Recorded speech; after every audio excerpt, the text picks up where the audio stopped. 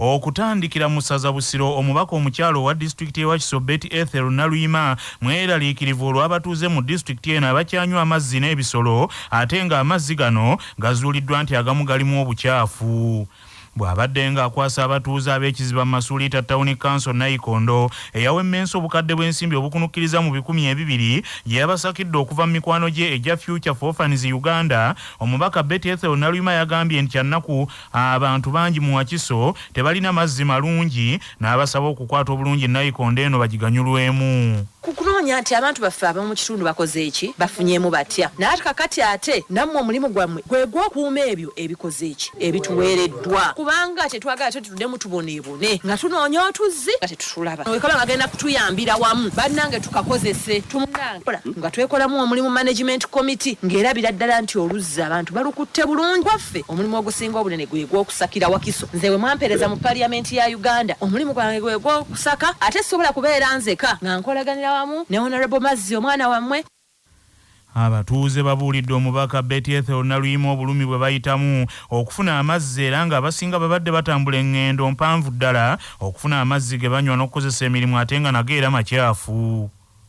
Tezeganywamu ge bakubamu bulooka eri okwe tubadde tusanga tulisanyu ly'amaanyi twebaza Katonda otutuusaako kino kye tutuuseeko. Tulina okulonda akakiiko akakuuma ekintu kino kubanga kino kintu kya ssente nnyingi taata w'abaana kubanga tulwanye nnyo olaba omusana guno nga bwe gwaka tunywa na nte tunywa na mbizi tunywa na ki tunywa mu birombe naye Mukama watutuusiza wano Mwanyinaze Naluyima mwebaze nze sikoledde omulimu mulungi nakubanga tuludde ebbanga tukonaabona tunywa bitaba Mukama kati atudduukidde ne tufuna amazzi amalungi atusabayo n'ebirala tunaafunayo ebirala Mukama tubadde tugajja wansi awo basima ebbumba awo basimawo bulooka awo mu bidiba awo kwe tubadde tugajja mu bidiba bya bulooka banga ddene nnyo nga tunywa mu bidiba awo.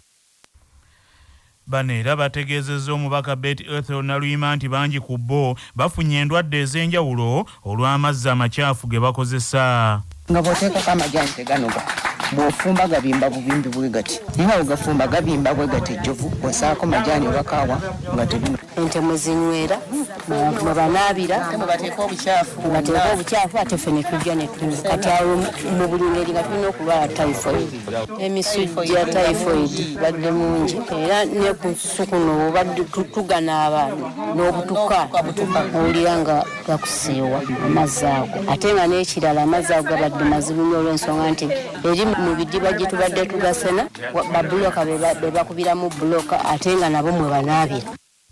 John Lubenente nga yakulira ekitongole kya Future for Orphans Uganda agambye nti bakizudde nti abakyala be basinga okubonaabona olw'amazzi nga kyebavudde bavaayo okubakwatirako. Ate abakyala basinga okukosebwa ennyo ewaka ku lw'amazzi amakyafu agava ewala. Bano abasajja boolaba wano yebwanyuka mu nnimiro ng'akaasa agayogedde bagende balima naye ate nga banyuse omukyala ate yagenda okuluza okusena amazzi ate omwami n'aganaaba nagenda mu trading center okunywa akenge n'okunoonya bya maama omukyala ate yagenda okukosaga amazzi okufumba emmere omwami gy'anaalya ng'avudde mu kenge bya maama gatakwe endwadde eziba mu mazzi amakyafu era zikosa abakyala amazzi amakyafu okufunamu infection. So nja kwebaza badona baffe okuva e Romania I want to thank our donors abataddemu akasente kano okulaba nti okusaba kwa Naluyima bweja mu office yange n'akaaba nnyo ningamba olwonalebo lwaki okaaba nnyo bw'onagamba nkaaba.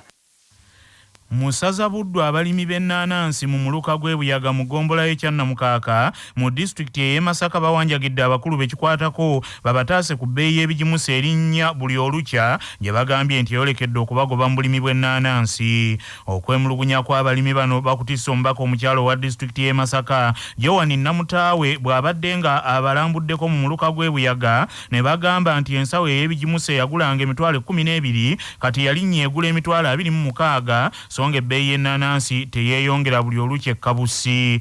Abalala beevumya obulimi omulimu gw'okulima ennaanansi gwe bagambye nti gubafiirizza nnyo ensimbi zaabwe n'ebiseera byabwe. Enanasi nebozimpeera nebopetaka eryobwerere tigendo lime enanasi. Enanasi bwe tuzirima zeetaaga kugimusa, olina okuteekamu olugimusa, ettaka lyakaddiwa, akatale katono, emisolo mingi, buli kintu kyonna ekikwatagana n'okulima. Situira bwe tuyambiriddwa mu kulima era abantu tugenda kuvaamu obulimi. Enanasi ekulira omwaka gumu n'ekitundu. Enanasi twagibaliranga ku nnusu, bw'ogitunda ennusu 5 oba ogiyitamu, kati tugibalira ku nnusu 2. Pulezidenti Museveni yatugamba nti enanasi twetaaga tugitunda siringi 1,000 ne kati tugitunda 2. N'ekyokulima enanasi tekyali bizinesi. Kati Sahara sawa zino gula emitwalo 3, akasawo k'ebigimusa kamu kagula emitwalo 26. Kyokka woonoze Sahara kijja kukwatagisawo kuliwawo obusawo nga 3 tulima lwakuba nti twasangibwa kitukola. Embeera gye tulimu mbi nnyo nnyo nnyo. Olwo enanasi egula Sahara emitwalo 3 kitegeeza tukolera bigimusa. Omubaka omukyalo wa disitulikiti y'e Masaka mu ssetteesezo ow'engabi Joan Namutaawe awanjagidde minisita ow'ebyobulimi n'obusuubuzi abuulire ensi eno ekiviirako ebbeeyi y'ebigimusa okulinnya okusinga okukuumira abalimi bano mu nzikiza ne basigala mu kufiirizibwa. Abalimi bagenda kuva ku byokulima. Kati ffe waffe eno mu Masaka tuli balimi ba nnanasi n'emmwanyi. Naye bw'otunuulira ebbeeyi y'ennanasi Sahara bagitunda emitwalo 3. Kyokka ng'ebigimusa kilo 5 za mitwalo 26. Togenda kugula bigimusa byokka ate oteekeko ne ssente ezigenda okukola mu nnimiro. So tugenda okumaliriza nga abalimi baffe balimira bwereere era bwekyayi. Minisita akwatagana ku byokulima aveeyo atunnyonnyole lwaki ebigimusa biri waggulu nnyo nnyo. Nnyini ntebe wa disitulikiti y'e Masaka Andrew Batamye Lukyamuzi agambye nti si balimi ba nnanansi bokka wabula abalimi bonna mu disitulikiti eno bakaaba olw'ebbeeyi y'ebigimusa n'ebikozesebwa mu kulima okulinnya naye ng'ate bo bekikwatako mwattu tebeefiirayo. Nkola ya gavumenti okuleeta ekyuma ekya ennanansi naye kati ate nagenza okuwulira nti ate kyavuddeko ku bajeti ssente ne bazizzaayo ekitegeeza emyaka 35 mu omulimi oba tosobodde kumuwa kyuma kya nnanansi kaakati ddala oli ku kyekyo ebbeeyi y'emmwanyi ennyini gavumenti yegigaana ekenya eri ku mitwalo 27 bano bagula siringi 5,000 kakati bane ffe tukole ki ebigimusa binnyini bya bbeeyi ffe tugezaako gye tusobola ensawo ogula emitwalo 25 tuba naffe tetukola njagala nabo batusaasire batunulire abantu baleke kutwewerera bebyabwe bitambula ng'ente naye ebyaffe tutegeera kyatugwako. Nga tukyali mu ssaza Buddu abakulembeze b'eggombolola ya Kabaka eya Mutuba 2 Bukulula mu disitulikiti y'e Kalungu bagenze bukubirire ku kyalo Ggogwe mu muluka gw'e Bugonzi okutaasa ettaka ly'Obwakabaka eririko olubiri lwa Kabaka Nkulu Ggogwe bannakigwanyizire baagala okwezza mu lukujjukujju. Abakulembeze ab'eggombolola eno bakulembeddwamu amyuka omwami wa Kabaka atwala ggombolola eno Nsubuga Patrick n'akulira bulungi bwansi mu ggombolola eno Moses Masembe Mpagi saaka atwala ebyamawulire ku ggombolola Kawuki Afizu era ng'ekifo kino eky'Eggogwe kirimu amayinja n'ebintu ebirala eby'obuwangwa. Ekifo kino kyaweebwa Obwakabaka omwami John Baptista Ssemakula mu mwaka ogwa 1984 abatuuze mu kitundu kino bagendengayo bagoberere ennono n'ebyobuwangwa byabwe. Omwami wa Kabaka atwala omuluka gwa Bugonzi Kasekende George William ategeezezza nti waliwo abantu abaagala okutwala olubiri luno olwa Kabaka Nkulu Eggogwe kyokka nga bakimanyidde ddala nti ekifo kino kya Bwakabaka bwa Buganda. Ggogwe oba omuluka Bugonzi gwe gumu ku muluka ogulimu ebyobugagga by'Obwakabaka bwa Buganda. Ekitundu kino mwe tutudde lubiri lwa Bwakabaka era nga lwatambuzanga emitendera gyalo nekisekwa waali wano. Naye ekimu ku bizibu ffe ng'abaami ba Kabaka okuzuukusa ebintu bino ebibadde byasobedda tukisanze mu baweereza ba gavumenti eya wakati. Ensonga y'olubiri luno abamu baavuddeyo dda ku ba gavumenti eya wakati nga bagamba nti abaami ba Kabaka bayingira batya mu nsonga y'olubiri olwo. Era ssebo mukama wange Kasumba ffe ng'abaami ba Kabaka twategeeza ba gavumenti wakati babeerewo era tebalinawo. Ekyo nze ngamba nti lukwesikwesi oluyinza okuba nga lwegatta wamu n'abo baagala okubba ebintu by'Obwakabaka. Naye nze ng'omwami wa Kabaka njagala okubategeeza abataka b'ekitundu kino era aba Bugonzi nti nga ndi mwami wa Kabaka akulembera omuluka guno sigenda kukkiriza bintu bya Bwakabaka kugenda bityo, sigenda kukikkiriza. Abatuuze mu kitundu kino bategeezezza nti abantu abaateekebwa mu lubiri luno mu kiseera kino tebakyabakkiriza kulinnya mu kifo kino era amyuka omwami wa Kabaka ow'eggombolola eno Nsubuga Patrick abuuzizza abamu ku baateekebwa mu kifo kino ebibuuzo eby'okumukumu nga bano babadde bagamba nti ekifo kino si kya Bwakabaka bwa Buganda n'agamba nti baagala kuleetawo ebimu ku biwulirwa awalala. Oyina kyonna ky'ogamba nti ekifo kino nekiri si kya Bwakabaka. Ebifo bino byombi bya Bwakabaka obwenjawulo basebo sokoleke bwe munaaba mu lubiri wano sebo we muluka nzikiriziganya n'ekintu ekira kyenva wano kyenja tutandike nakyo bino embi luno na luli lw'abantu omuntu azze ng'ali ku mulamwa ogw'ennono ajje yasabe naye okunoonyereza kwenfunye wano ku bifo bino kiraga nti waliwo amaanyi agaki kati amaanyi ag'enjawulo ago bwe muba mwagendanga ne ku luzi ne musaba enkuba n'etonnya omukulu ono abadde annyonnyola muwulidde aga nti eno y'entobo kati bane tukkirize eddala ekifo kino kyonoonebwe. Omukadde Semakula John Batista eyawaayo ekifo kino yennyamidde olw'abannakigwanyiza abaagala okubba ekifo kino ate nga yakiwaayo ku lw'Obwakabaka era nga gye biggweredde ng'asazeewo akolera Obwakabaka endagaano empya ey'obwannannyini ku kifo kino. Ekibanja kino kyampeebwa jjajjange Kibiriiti Pawulo. Kaakati Obwakabaka ne bujja nga mu kibanja muno mulimu amayinja ge bayita Nnaalongo, waggulu waago nga waliwo ejjinja lye bayita Nkulo, nga ono ye Nnaalongo oli Eddungu, ono ye mukyala w'oli.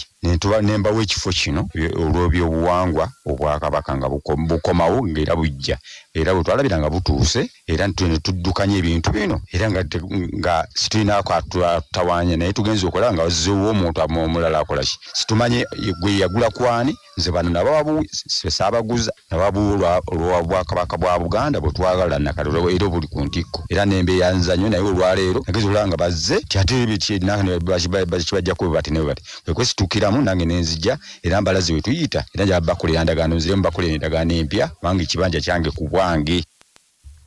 Musaza Mawogola Supreme District Court wa Sembabule Sheikh Nuru Lubira yennyamidde olw'abamu ku basiraamu bannaabwe ababalemesa okulwanirira ebintu by'obuyisiraamu naddala ku nsonga z'ettaka ery'obusiraamu. Omusasi waffe Omulangira Jimmy Sekabiito yalina ebikira ku bino. Shehe Nuhu Lubira asinzidde ku kyalo Kiju mu gombola y'Emitete mu maka g'omugenzi Musagala Abubakari ku ddwa ey'okumusabira ennaku 40 n'asaba abasiraamu obutatiisibwatiisibwa wabula bagende mu maaso nga boogera ku ebyo ebyasoba mu busiraamu ekiyinza oluusi okuyambako ne basuuzaako abamu omunyago. Ate nga abasiraamu situtuulanga ne tumugamba tuwanyisizebwa ekisingako nze kyenvunaana kyo naye kyembakubiriza abasiraamu engalo tulebe kuzijja ku mimwa endulu tukole ki endulu tukube bw'okuba endulu oba olyawo omubbi osobola omusuuza omunyago ne bwe tunaasigala nga tutudde tusirise ddala ne bayimikole ku ttaka buli kidaala ne boogera ku ttaka abalyake be babaagabana. Duweeno yeetabiddwako n'omukulu wa ddawa mu disitulikiti Shehe Muhammad Kyeswa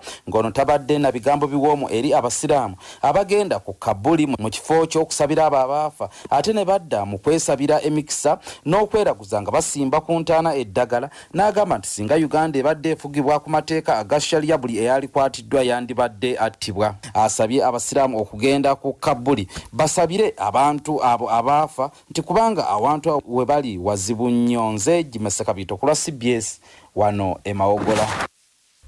Okuddayo mu ssaza Buddu ggombolo ezisangibwa mu disitulikiti y'Ebukomansimbi zitandise okuteekateeka ekikopo ky'omupiira eky'eggombolola zino n'ekigendeerwa eky'okunoonyeza ttiimu ey'essaza abazannyi abalungi mu kwetegekera empaka z'amasaza ga Buganda ez'omwaka oguliddako. Nnyini ntebe w'abavubuka ab'eggombola Mutuba 11 Bigasa Musa Sempijja ku lw'omwami wa Kabaka ow'eggombolola eyo asinzidde ku kisaawe ekigangazzi mu kugulawo ekikopo ky'omupiira ekyamiddu Seremba Cup n'ategeeza nti abazannyi be banaalonda mu mpaka zino bakubawaayo eri abakulira ttiimu ey'essaza Buddu nabo babasunsule kubanga ebitone gye biri eyo mu byalo.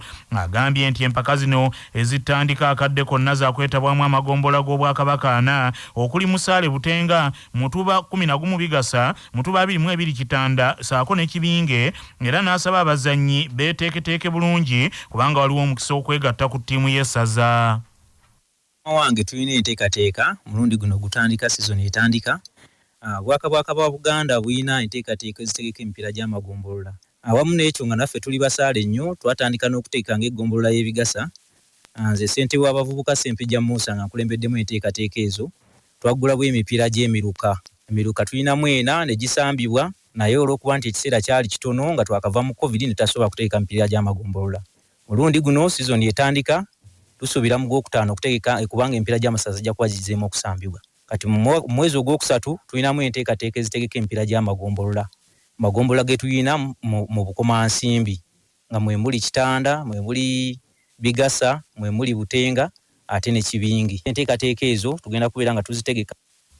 Hamidu Seremba omutegesi owa Hamidu Seremba Cup ategezezza nti mu nteekateeka eno ey'Obwakabaka waakuwaayo ebyetaagisa byonna eri ttiimu ezineetaba mu mpaka zino okusobola okusitula ebyemizannyo mu Buganda. Amannya nze Hamidu Seremba ku lw'enteekateeka n'enkwatagana n'Obwakabaka bwa Buganda.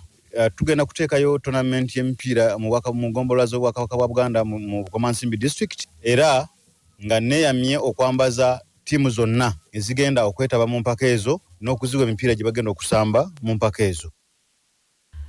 Bukomansimbi Kitaasa United yeesitukidde mu Sseddume w'ente mu kikopo ekya Hamidu Seremba Cup ng'ekubye Kawoka FC ate yo Kawoka FC neweebwa Kimeeme w'Embuzi. Bannaffe amawulire agavudde mu bitundu bya Buganda bwe gatyo bwe gagenze tuddingana ku ssaawa 8 n'amawulire amalala mu bujjuvu tova ku mukutu Kyabasa.